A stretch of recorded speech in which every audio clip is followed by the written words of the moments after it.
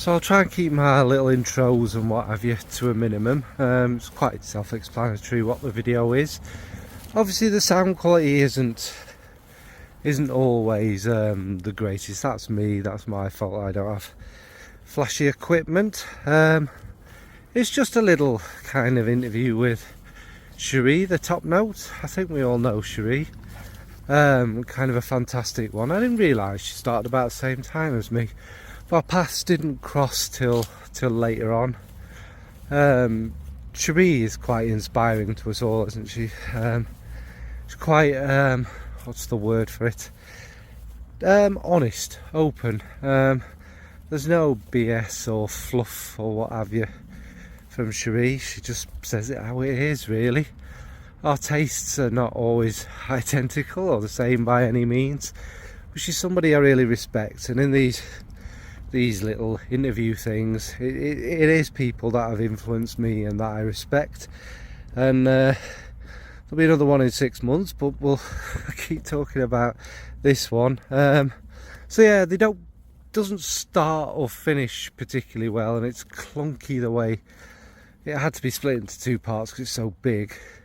But yeah, we'll just get into it. I mean, we know what it is. Cherie, tell me a bit about you. A bit about me. How far do you want to go back, John? Just who Cherie is. It's such a strange question, really. Well, it's a hard question to answer for yourself. It is, yeah. But I think I'm a country girl at heart. I like to be comfortable. I'm definitely an introvert, but at the same time, around the right people, I feel energized. Mm-hmm. And obviously I have a love for perfume. I'm an animal lover. And yeah, I'm pretty boring, really. There's nothing really of note. I mean, no offense to any of us. We wouldn't be here if we weren't boring, would we, really? We'd be off jet skiing or something or other. That's right. That's right. We'd be doing far more interesting things than talking to screens on the internet or talking into a camera. Exactly. So, what got you started making actual content? Well, it was a combination of things, actually. So I would say originally I started on Instagram, and I don't really know what drew me to start that, except that I had a friend here in Brisbane who had her own YouTube channel in a completely different sort of area. And I thought that was amazing. When she started that YouTube channel, I just thought she was so cool. And then and she also had an Instagram, so she'd post a lot to Instagram. And then when Matt decided, well, no, he didn't decide, but I noticed that Matt was getting a little bit peeved with me always wanting to talk about perfume, and he wasn't really that interested, and he certainly wasn't interested in smelling things. Yes, and very familiar. So I decided that I had this brainwave that I was going to start a perfume related Instagram, and it was going to be so cool because no one had ever done anything like that before. And then course, I started it and realized once I started to learn how to use Instagram, because at that stage I didn't even know how to use Instagram. And once I realized there was this whole world out there of people who were just as crazy as I was. And that's kind of how I got into it. So I started posting to Instagram, and then through Instagram, I started to find YouTube channels as well, and one of those YouTube channels was Pep from the Sentinel. Yes, yeah. And I think what got me to start the YouTube channel was mostly Pep, but also it was a little bit Claire also was going to be a judge on this competition that Mark from Robes 08 I was remember running. that, yes. And that's that was the catapult for me to actually start the channel. Because were you not doing it before then? judge on that. Sorry? Were you not doing it before then? Because you seem to have been about forever, and that's I was about then. Not on YouTube. No, I Yeah. think I did post one. So in February 2020 was when I really started, but I did post one video on New Year's Eve at the end of 2019. So just at the beginning of 2020, where I was talking about my favorite perfumes, I think for the year or something. Yeah. I can't remember what it was about, but and that was my very first YouTube video, but it was really bad, so don't go watch it. It's such a. I mean, personally, I still struggle a bit, which is why I do the walking because I've got it. It kind of quells my nerves. So I'm just walking and talking.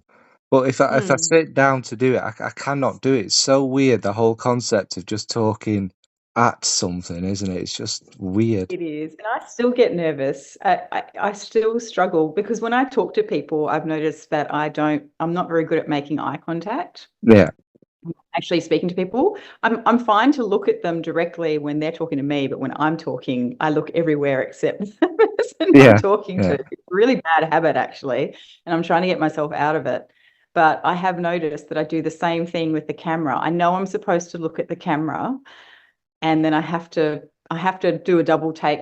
I literally a lot of the things I have to record twice because I have to train myself to look at the camera because otherwise I'm looking over there or down there or looking at the perfume yeah. bottle anywhere except the actual camera. So it's really weird. Yeah. Did was it what you expected? Did none of us expect? You think I'm just posting this picture of a perfume, or I'm just making this video talking on? None of us really expect. I still don't. People to watch it. If you get why are they watching it? What? It's just weird, isn't it?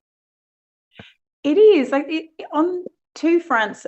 You hope, I don't know. When I first started, I did hope that people would watch it, but then I also didn't want anyone to watch it.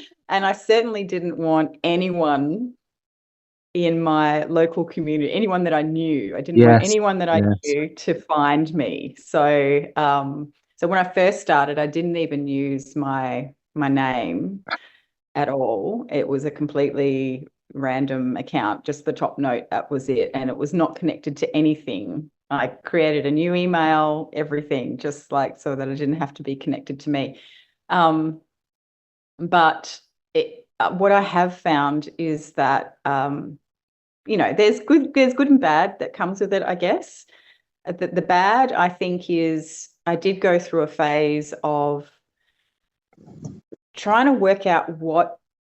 Yeah, it started out being something where I just wanted to talk about the stuff that I was interested in, and I wanted to see what other people also thought about the same things that I was talking Yeah. about.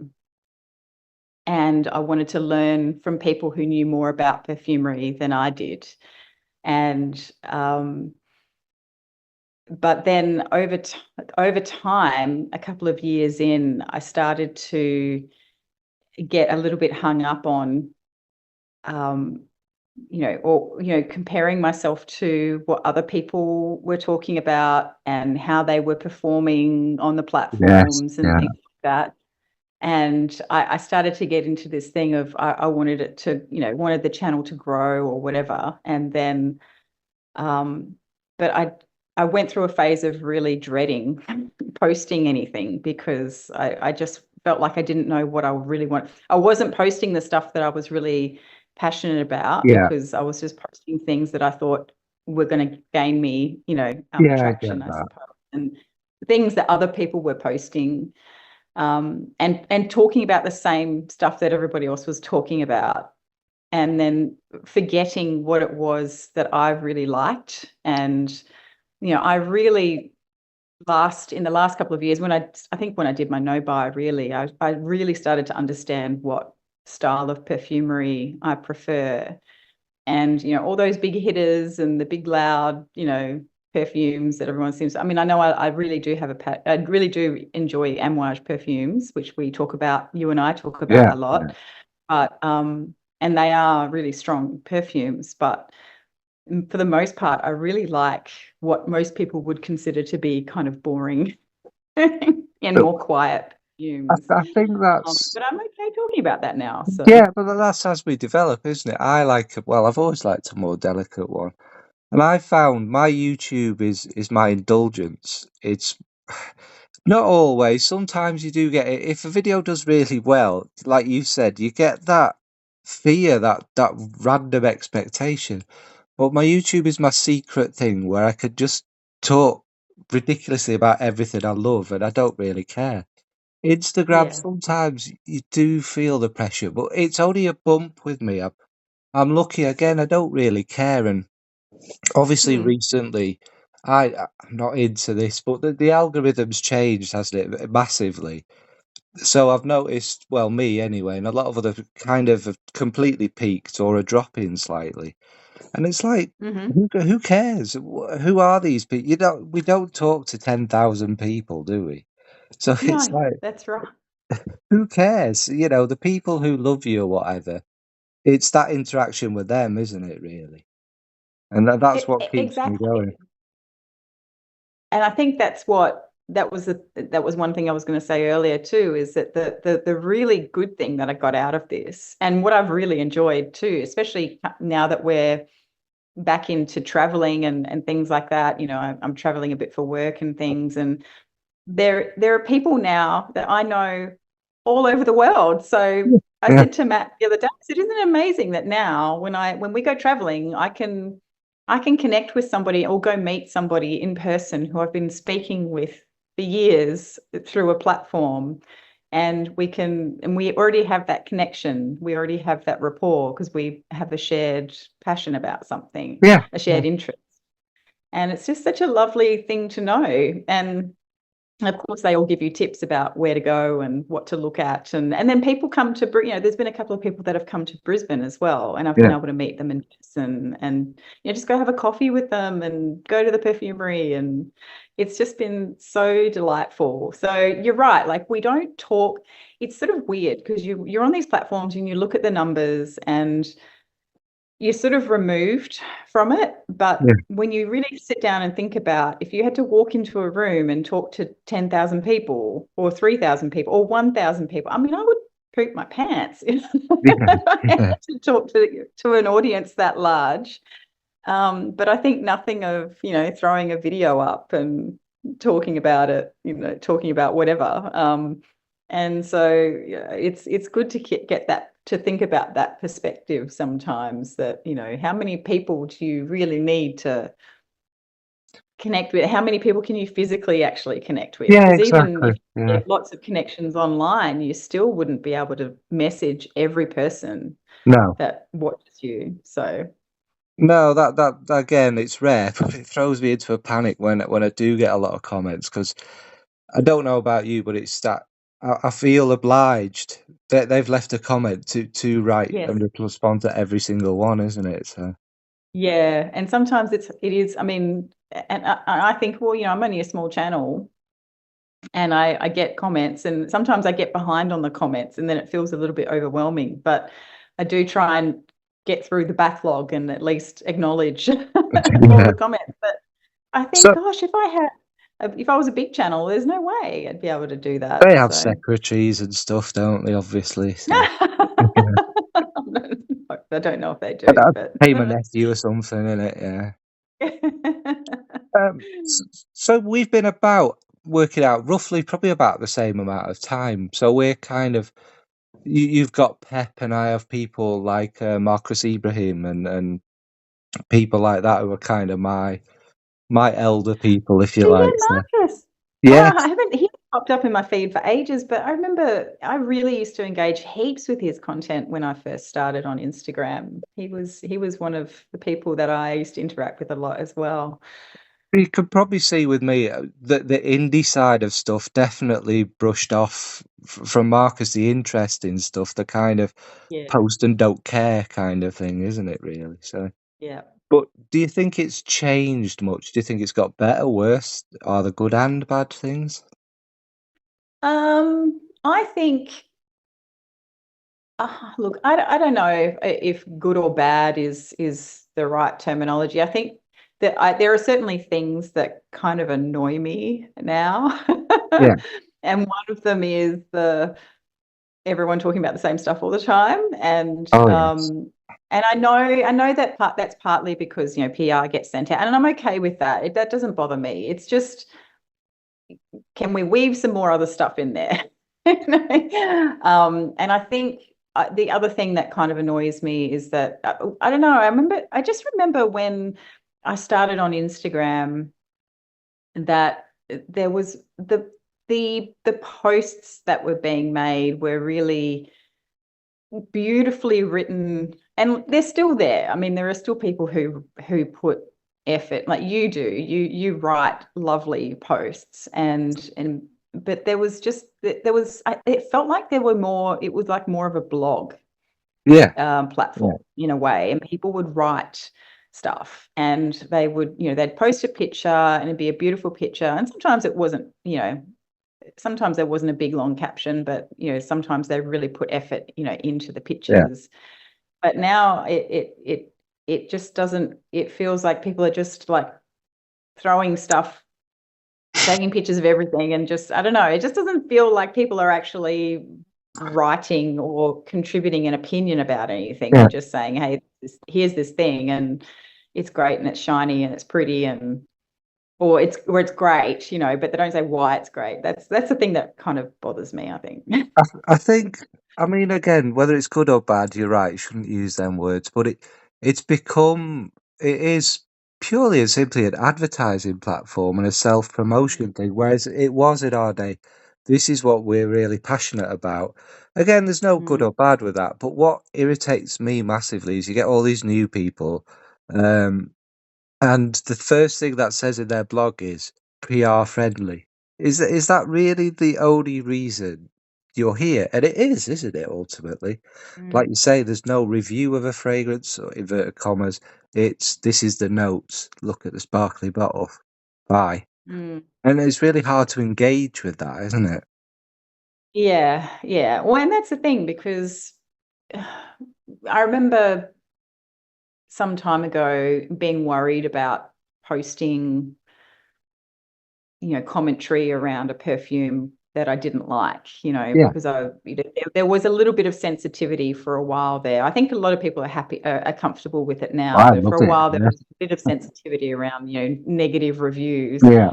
Um, but positive or negative, someone's opinion, where they explain why they like something and why they don't like something, rather than just saying I like it or I don't like it. Yeah, exactly. That's, I don't mind if it's positive or negative, or but I do want to know the why. What is it Yeah. about something throwing you off, or that you really are drawn to? I, So I and like, that's the value for me. Yeah, I was gonna say I think that I get away with that probably more than most because again I've been about a while and people know I'm not offensive about something. But if I don't Right. like it, I'm gonna say it and I do explain why I and I always do say I can't stand this, but it's popular, so who exactly am I? So yeah, That's right. And I think you do a fantastic job of that, of, expressing, why you don't like something. And that's okay. But also making the reader feel like you don't have to feel bad if you do yeah, I'm like not this. It insulting doesn't them. mean that you've got bad taste or anything.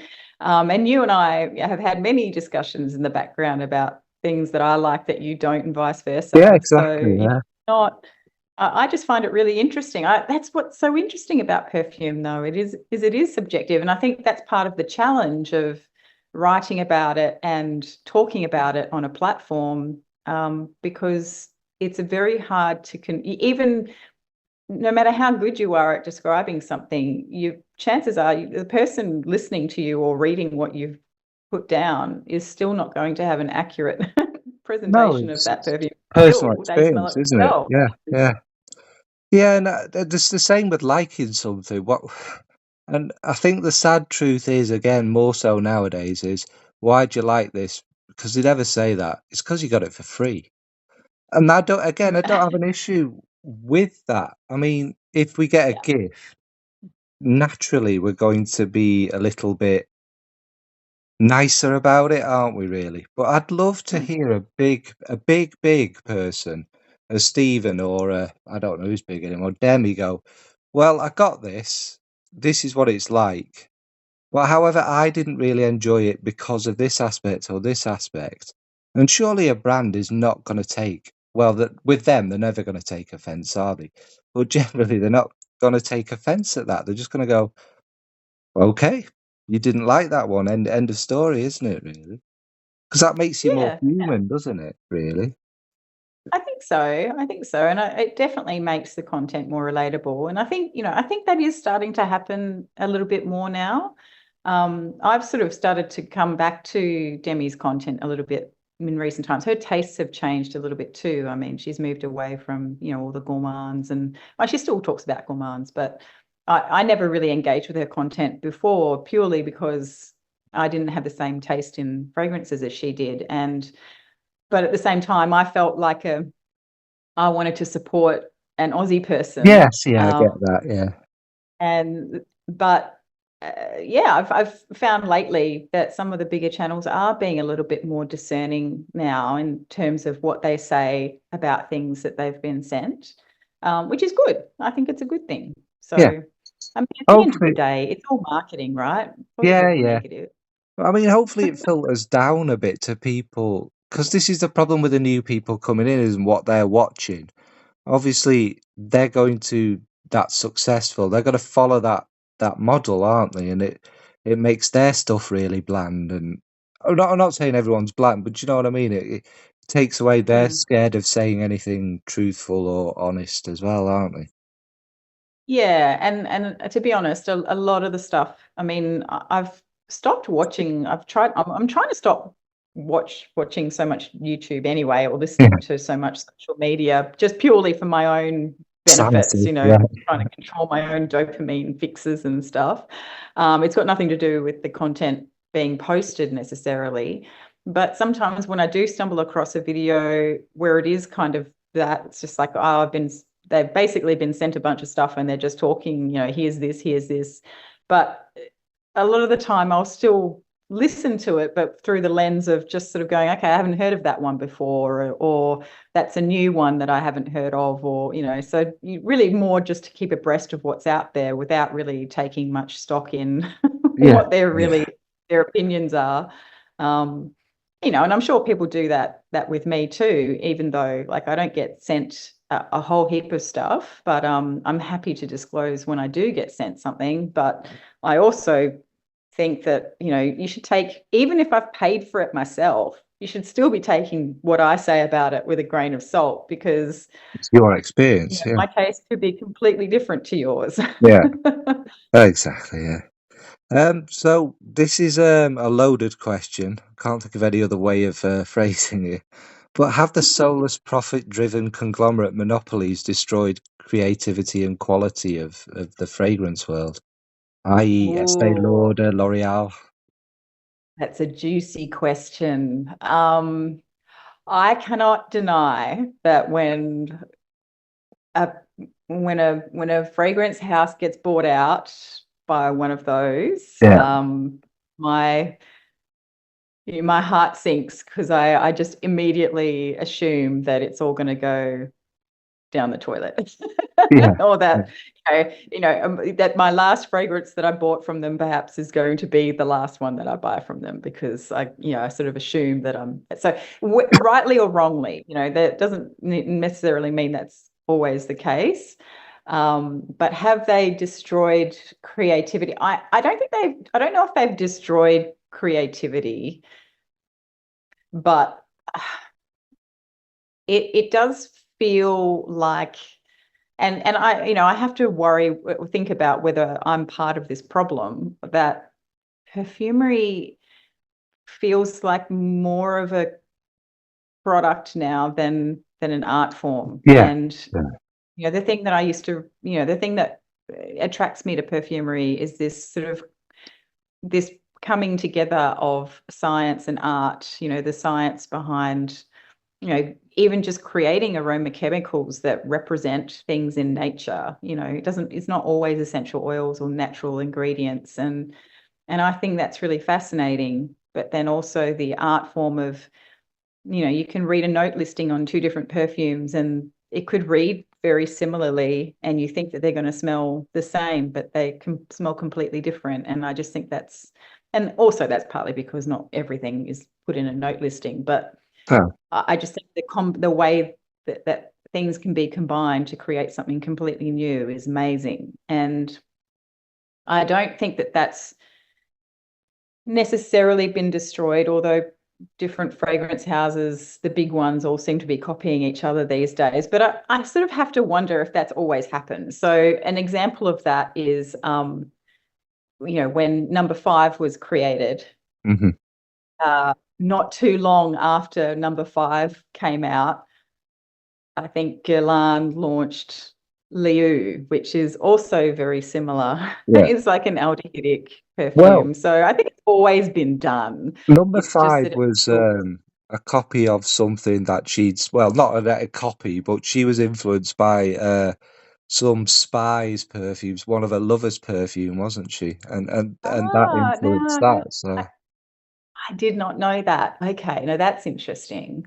Yeah, so but that's the basis of art, isn't it? yeah, Everyone gets inspired influenced. by other Yeah. things.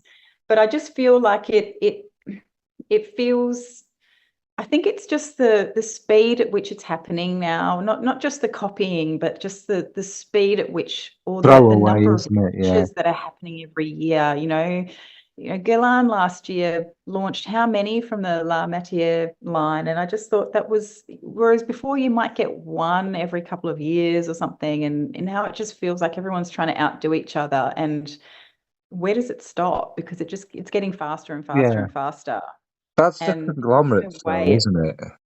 yeah, I I know it's mean, all to do with yeah. I mean, a niche inverted commas that you'd expect one every year or two, like you say, a well thought out, standout fragrance. Whereas they've become what the designers are, this kind of throwaway fashion. This is trendy now. No, now this is trendy. So that kind of Mm, throwaway nonsense. And also, I think with the conglomerates, I mean, it's just a theory, but I think it's true, isn't it? If a conglomerate owns Rosia and I don't know, Kenzo, the same ingredients are going in both of them. Because why mm. would they source different ingredients? And that obviously is going to make them smell very similar, isn't it? I mean, not the same, but very similar.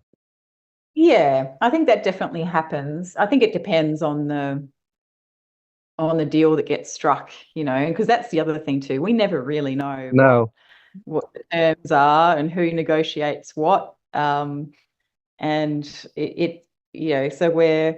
all we know is that, over time, our experience is that, things tend to not be so great, or maybe not so imaginative after a while after they've been bought out. But I guess, yeah, I mean, but perfume is definitely expensive, and I guess the supply chains are tricky, and um, the money's got to come from somewhere.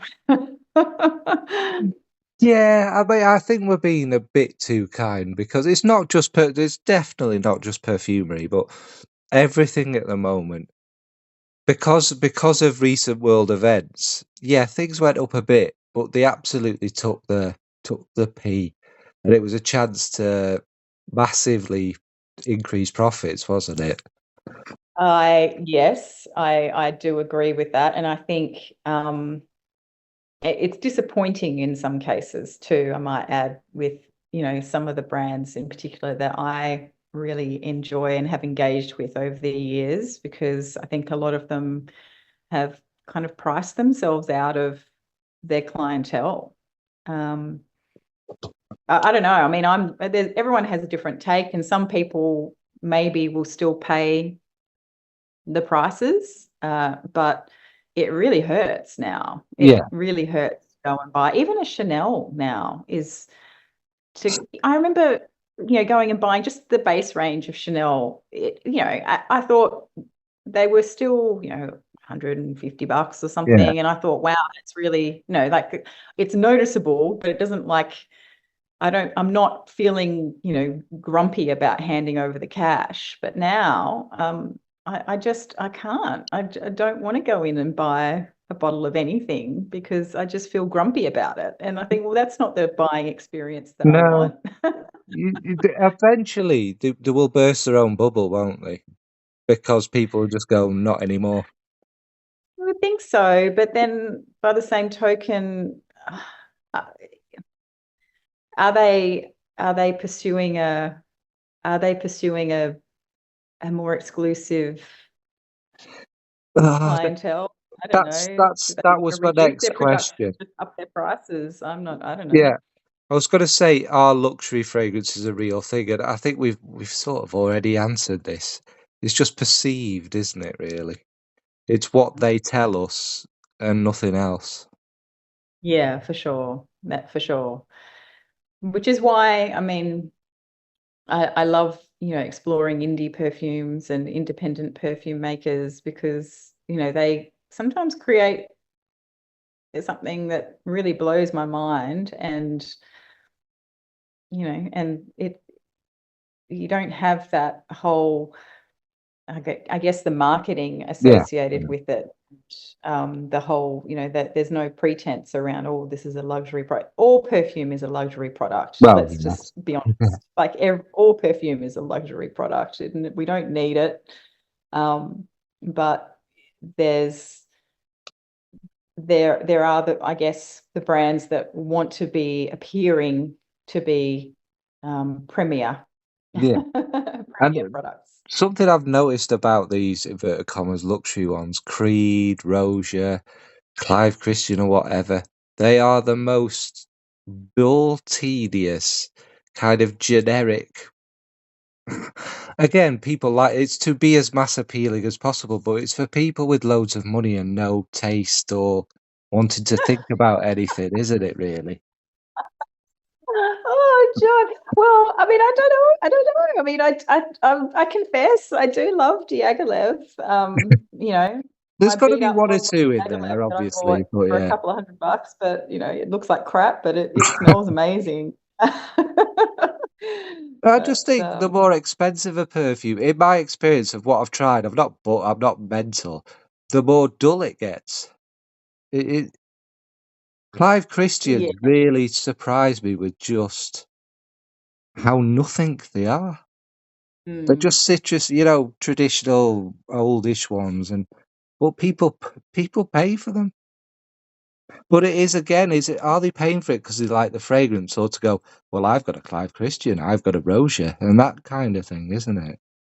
Well, there's that. And I think we also have to bear in mind that, I mean, we're deeply embedded into this fragrance Yes, community yeah. and in this hobby, and we see a lot of stuff. But for the average person that walks into a perfumery, and they're told that this is the creme de la creme of fragrance,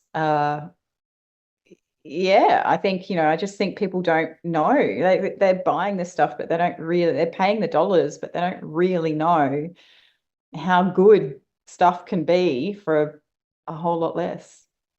Well, I'll continue this pattern to do with that marketing and stuff. I think we both pretty much agree on this again, sadly. I mean, we need to disagree sometimes, but the gendered thing, and I know I bang on about this, it's nonsense, isn't it? It is purely marketing and nothing else. You can't have a smell that is male or female. Yeah, look, I totally agree. I've had people tell me that my content is, too female centric and I need to post more of, stuff that men. I've been told actually that my channel would probably do better if I catered more to the male market. But literally most of the stuff that I talk about, is marketed as unisex perfume. Like Yeah. they don't not market it as male or female. And I think it was Sam who talked about the fact that in the Middle East, and years ago, when perfumery started as well, I've read quite a bit about this, that a lot of female perfumes were I mean, even if you smell female centric perfumes from the 1920s, you'd be, they smell quite masculine by modern day terms, and Yes, yeah. quite the reverse for the men's. So, it is marketing, and it's just how things change over time culturally, I guess. But yeah, it's quite funny because when Matt and I met, he would, he'd have a sniff of my perfumes and he'd be like, oh, he'd look at them and he'd go, which ones are the men's ones? Yeah. I'd be like, just pick one that you like. You don't worry about whether it's a men's fragrance or a women's fragrance. And now, yeah, he's wearing the florals now. He's rocking the floral perfumes, and I Well, love it. And it smells great on him. I think it's a I think it's become a bit of a generational thing, though, hasn't it? Because I think we're roughly the same age, let's say, but we come from that kind of that era of, well, it was called metrosexual here, where it was just like, there isn't really anything specific. Wear what the hell you want. If you want to wear a sarong, if you want to wear all that. And my first fragrance being Dupont, which is the most androgynous, traditionally, if you like, fragrance ever, really, isn't it? It's big, sweet flowers and what have you. So I think we've had a lot of that in us where it's just take away the labels, who cares kind of thing. And obviously, in our community, there's a lot of older people, which I'm not criticizing them, but they were always had it hammered into them, didn't they? That this is a man's fragrance for a man, a big hairy man, and the Yeah, flowers are for little pretty girls, and you can't blame them for that. But this is just like open your mind a bit, try something.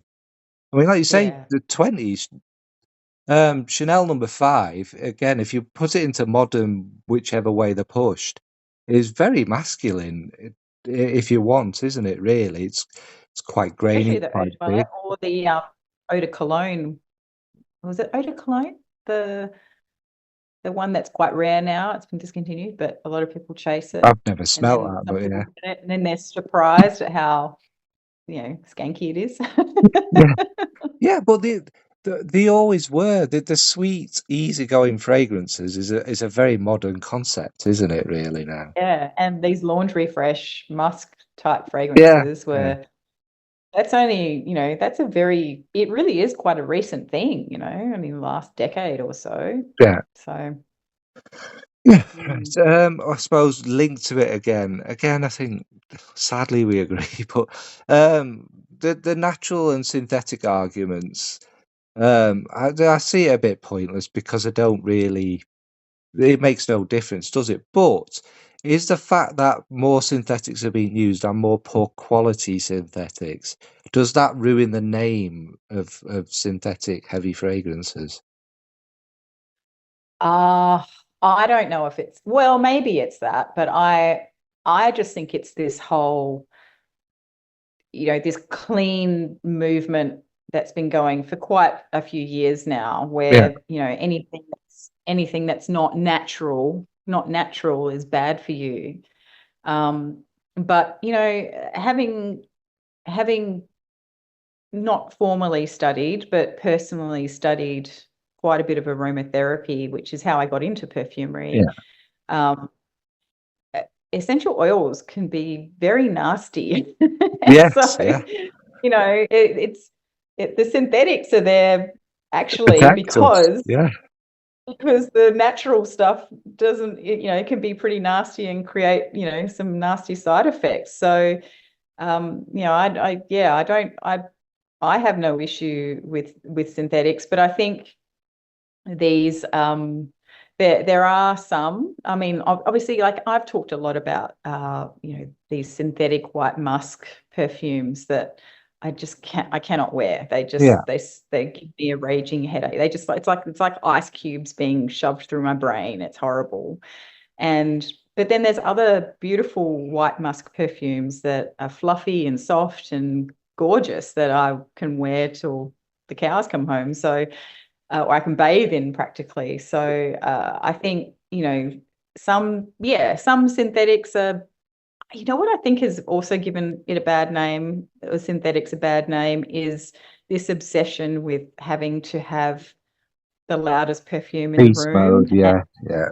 and fragrance houses, trying to cater to this desire for people who want really loud, long-lasting perfumes, and particularly for the scent profiles of things. And I'm going to name a perfume now, which is probably going to be a bit controversial, but well, there's probably two actually that I could name. But things like Fleur Narcotique, which the scent profile of that is just beautiful, Yeah, but but it's it's like they tried to make it artificially loud, and yeah, it just ruins the whole thing. And the same with, I felt like it was the same thing with Valaya from Parfums de Mali. It's just like they were just trying to make something really loud, and that scent profile is meant to be delicate and soft. yeah. It was like, we No, want no, this delicate and soft profile, but we want to make it really loud. yeah.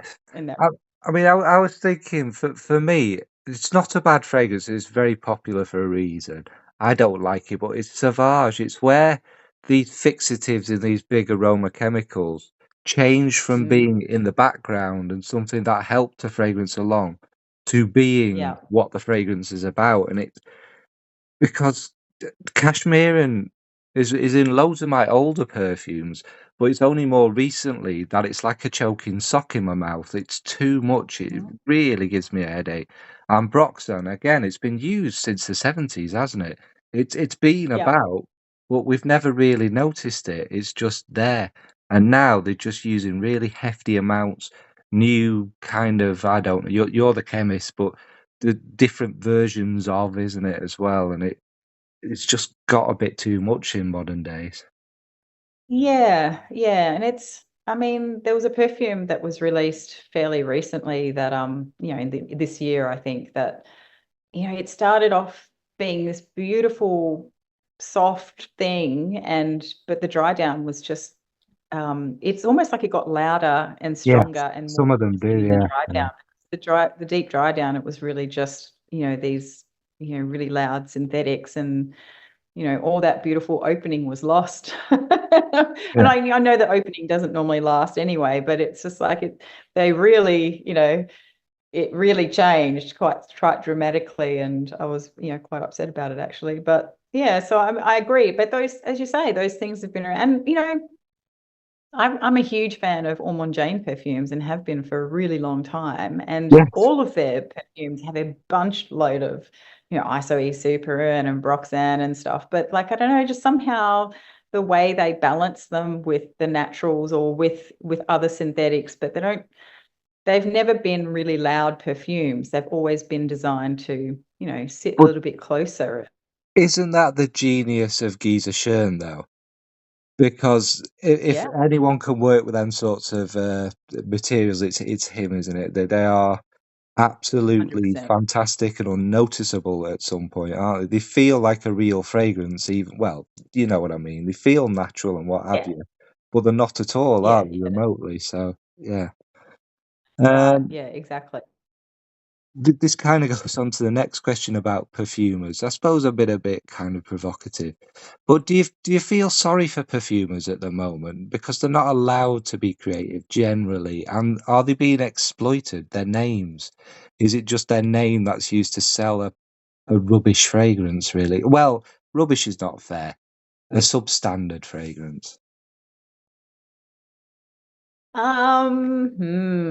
Wow, there's so many angles to this question, John. I think, oh, yeah, actually, good point. Because I mean, if the perfumers are working for the big fragrance houses like Givaudan or the names of them all actually are Yeah, escaping me right now, but I guess they get assigned a project and they're work. But at the same time, not too long ago, it was really hard to find out who a we didn't perfumer know who they was. were. Yeah, yeah. So I actually, no, I mean, I think, I think we've moved forward in that regard. I like the fact that they're not always credited on the bottle, but at least, now it's not that hard to find out who's made something. And, I think if their name is being associated with something, even if it's not a great perfume, perhaps by previous standards of what they've made previously. It's their reputation of what they're capable of and what we know that they can make, I guess, that gives the exposure to the new stuff. So I don't think that's such a bad thing. Whether or not they're happy about Yeah, what's being sent out to the market is another thing, I suppose. But but I'm in my mind, I'm thinking, because not too long ago I was waxing lyrical about, my my distaste for dupe houses and the ripping off of somebody's intellectual property, like that really is my bugbear with that whole thing. And I mean, I have no issue with people wanting to access, a certain scent profile that's within their budget, like that I totally get. But it's the way that it's done, where companies, they basically reverse engineer a perfume and that's all they do. That really gets my goat. But at the same time, I'm thinking of, you know, I made this video on TikTok a few months ago, and then somebody commented on it fairly recently, about the fact that, Quentin Biche has, did a perfume for Lattafa, and Lattafa is one of the biggest, cloney places. brands that tend to rip off other perfume profiles. So I thought that was really interesting. I was like, well, I guess if you can't beat them, join them, like at least then he's probably doing it on his own terms. And at least he's probably making a buck out of at least the ones that have his name associated with them, rather than them just copying them anyway and him not seeing a dime. So at the end of the day, I think it's, from a professional standpoint, for a perfumer, I mean, I can't say what they would be thinking about that, because I guess it's down to the individual about what their drivers are. But as long as they're being compensated appropriately, I don't think there's a problem, even if, obviously they don't have control over what, an Estee Lauder ultimately wants to put out to the market, which version they want to put out. But at least, at least they're getting the recognition. And if they've made something, they're getting the recognition probably because they've made something great previously. And no, I think people will know what they're capable of. So I think. For me, I have this image of, I don't know, let's say Cleese Becker's just come to my head and sat in a room starving. You're not going to get paid unless you create this BR 540 kind of esque fragrance, and they're just crying at, at a desk doing it.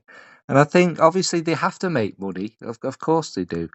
But I feel I'm not an artist, but if I was an artist, and to have that art taken away from you, if you like, they become more chemists than artists, haven't they? We need you to make this fragrance that reminds people of this, and just make it slightly different so it doesn't look like we're copying it. And that's that kind of, I don't know, I know they're getting paid very handsomely, and like you say, they're getting recognition more now. But I think if you were a true artist, you'd die inside a bit every day, wouldn't you? probably, but at the same time, you think about, I also have to consider, even just my day job. There's stuff that I have to do in my day job where I'm going, like, I'm dying inside. This is, I have to fit into a certain box, for this particular task. But, they still have creative freedom outside of what they're doing in those projects to create whatever they like. So yes, I get, there's that aspect of I'm being paid for something that, is substandard to what my potential can reach. But who knows what they're making in the background, who knows You're what right. they're making on the side, and what they're doing on a day. And I think about those, they must be able to, I can't imagine that they're spending most of their time on, and I don't know, right? I should be really careful, because I don't know. And there might be a perfumer one day stumbling across this weird conversation on the internet, and they might go, I hate doing this and you're wrong, but I also think that there's so much scope to still do the things that you love, even if your day job requires you to do something that you could probably punch out, 20 fragrances that have that kind of scent profile, and you can probably do it in, a fraction of the time of that you spend on Yeah. creating something that you And think is really worthwhile. And to kind of support what you're saying there, a lot of perfumers now are bringing out their own brand, their own house, aren't they? That's kind of a growing thing, which I suppose you're right. They get to make what they want to make through that, don't they, rather than what they're contracted to do. Yeah, I mean, a lot of people have their pet projects. I mean, I work with somebody who has a very important job, but it's a very administrative job. And then on the side, she's this incredible artist, having her first exhibition in a few weeks' time, and she creates space in her life to do that.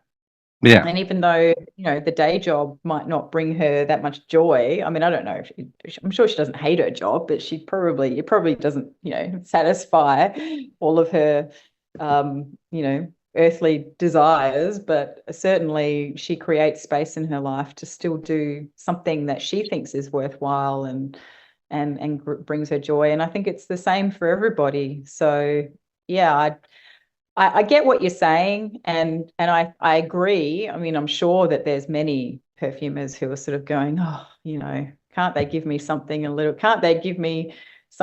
bit more beefy to work on, or maybe they try and create something really spectacular on a brief, and then the thing that they really want is that really boring thing over there.